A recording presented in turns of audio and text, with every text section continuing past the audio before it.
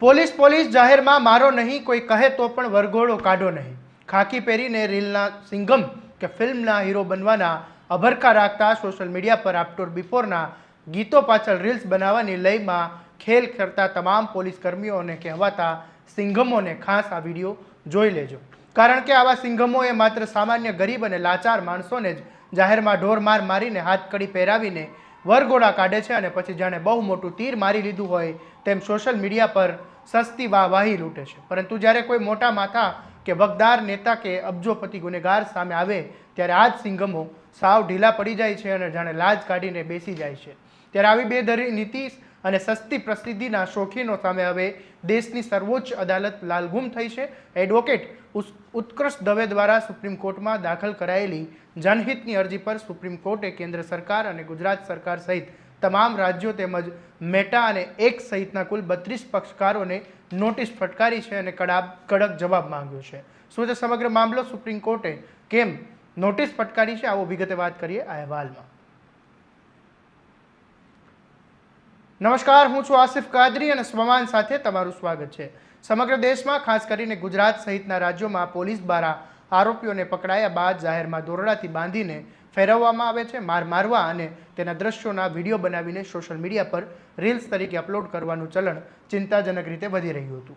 Advocate ઉત્કર્ષ દવે દ્વારા supreme કોર્ટમાં દાખલ કરાયેલી એક અરજીમાં રજૂઆત કરવામાં આવી કે જ્યાં સુધી અદાલત કોઈ વ્યક્તિને દોષી ના ઠેરવે ત્યાં સુધી તે કાયદાની નજરમાં નિર્દોષ જ ગણાય છે। માત્ર સોશિયલ મીડિયા પર સસ્તી પ્રસિદ્ધિ મેળવવા અને વાયરલ રીલ્સ બનાવવા માટે આરોપીઓની જાહેરમાં પરેડ કરાવીને તેમની માનવીય ગરિમાનું હનન કરવું એ બંધારણીય અધિકારો અને ન્યાયિક પ્રક્રિયાનું ઉલ્લંઘન છે।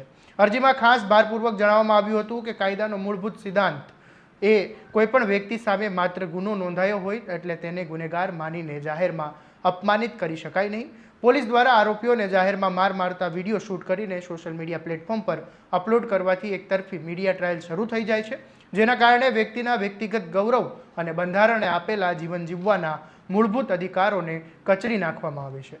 આ પ્રકારના કૃત્યો અને ન્યાયિક પ્રક્રિયા સામે અદાલતી સુનાવણી બાદ પ્રભાવિત કરે છે અને આ મહત્વપૂર્ણ અરજીમાં ભારત સરકાર, ઇલેક્ટ્રોનિક્સ અને માહિતી ટેકનોલોજી મંત્રાલય, ગુજરાત સહિત તમામ રાજ્યોને તેમજ મેટા અને એક્સ કોર્પોરેશન સહિતના 32 પક્ષકારોને જોડવામાં આવ્યા હતા। મેટાની પોતાની સત્તાવાર ગાઈડલાઈન મુજબ કોઈપણ પ્રકારની હિંસા કે અમાનવીય મારપીટના વિડીયો પ્લેટફોર્મ પર મૂકી શકાતા નથી, તેથી સોશિયલ મીડિયા કંપનીઓ આવા વિવાદિત કન્ટેન્ટને દૂર કરવા માટે શું પગલાં ભરે છે તે અંગે પણ સુપ્રીમ કોર્ટે સ્પષ્ટતા માંગી છે।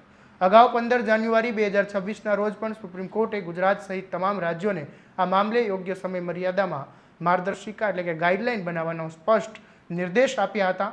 આરોપીઓને પકડીને મીડિયા બ્રીફિંગ કરવું કેટલું યોગ્ય અને મીડિયા ટ્રાયલ રોકવા માટે શું વ્યવસ્થા છે તે અંગે સુપ્રીમ કોર્ટે જવાબ તલબ કર્યો છે।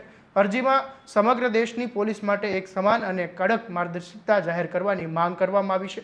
અરજદાર એડવોકેટ ઉત્કર્ષ દવેના જણાવ્યા અનુસાર પોલીસ કાયદાની મર્યાદામાં રહીને ગુનેગારો સામે કડક કાર્યવાહી કરે તે જરૂરી છે, પરંતુ ફેસબુક, ઇન્સ્ટાગ્રામ, એક્સ કે ફોલોવર્સ વધારવા કે વાયરલ થવા માટે આરોપીઓને જાહેરમાં માર મારીને કાયદો હાથમાં લેવાની આ પ્રથા બંધ થવી જ જોઈએ।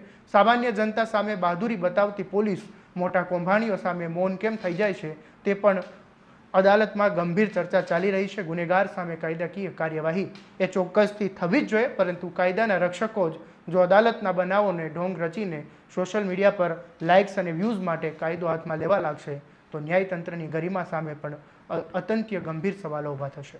હવે જોવાનું એ રહેશે કે સુપ્રીમ કોર્ટના આ તમામ પક્ષકારોના જવાબ બાદ રીલ્સબાજ પોલીસ માટે દેશવ્યાપી કયા કડક નિયમો ઘડે છે અને આ મામલે શું આગળ થાય છે તે જોવું રહ્યું। પરંતુ આ પ્રકારના અહેવાલો જો તમને પસંદ છે અને તમારા સ્વમાનની વાત કરતાં સ્વમાન તમને પસંદ છે તો સ્વમાનને લાઇક, શેર અને સબસ્ક્રાઇબ કરવાનું ભૂલતા નહીં। નમસ્કાર।